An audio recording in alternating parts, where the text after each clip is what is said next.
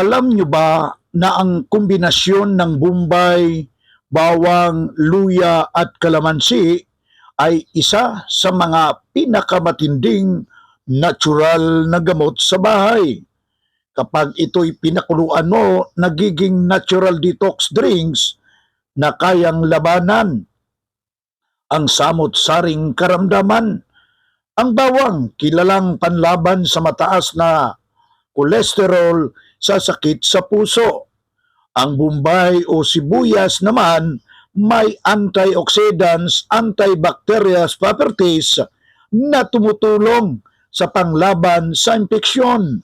Ang luya, panglaban sa ubo, sipon at pananakit ng katawan at nakakatulong din ito sa digestion. Ang kalamansi, rich in vitamin C, pangpalakas sa immune system na pangalis ng plema. Ito'y gawin mo, pakuluan ang hiniwa-hiwang Bombay, bawang, luya, kalamansi sa isang basong tubig sa loob ng 10 hanggang 15 minuto, palamigin, salain at inuwin tuwing umaga bago matulog.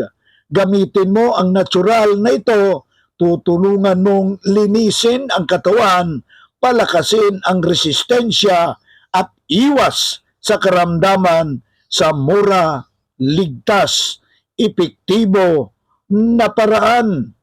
Subukan mo ang Bombay, luya, kalamansi tea, natural na sustansya na nakakatulong sa kalusugan. Kaya yung ating mga kapanalig, inumin ito habang mawala pa tayong karamdaman o meron na tayong karamdaman upang maiwasan ang samot-saring karamdaman.